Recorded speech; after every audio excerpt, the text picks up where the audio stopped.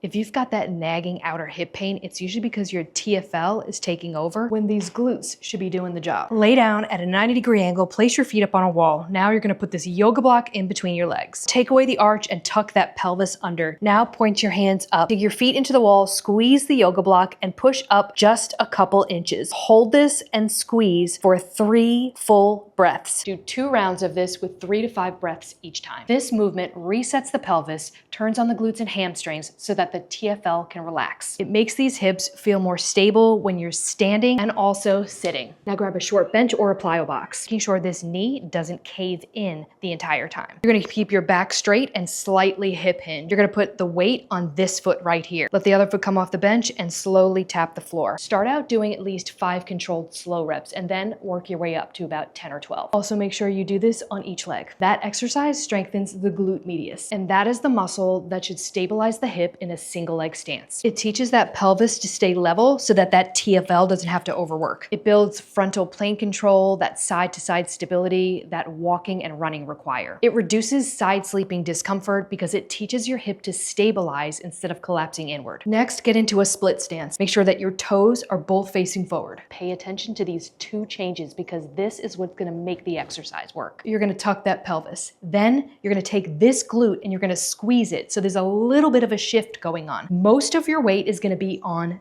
this leg right here. This leg back here is pretty much just a kickstand. Keeping that core tight, keeping that glute squeezed and that pelvis tucked, you're gonna come down and you're gonna hold this position, squeezing that glute for 3 seconds. Then you're gonna come back up. Do 2 to 3 sets per side, 8 to 10 reps each. This movement loads the glutes instead of the TFL and quads. This improves lunges, squats, and even bending without hip pinching. Grab a band, but not too strong of a resistance. Now I know you guys have heard of lateral walks, but instead of putting them above the knees, we're gonna keep them right at the ankles. I'll tell you why after we're done. Make sure that your toes are facing forward. You also wanna keep tension in the band. Keep your back straight and then hip hinge slightly. Slow and controlled, you're gonna basically walk outward.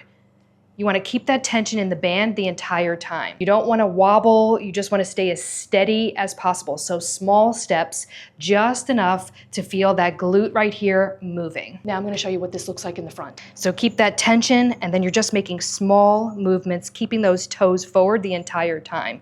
You're really not trying to lean in, you're just trying to keep everything stable as much as possible. The reason you put this around your ankle is because you'll have better glute activation. You're going to do 8 to 10 steps each way, 2 to 3 rounds. This is gonna build glute endurance and hip stability for real life movement. It also supports walking and running and side to side activities without hip pain.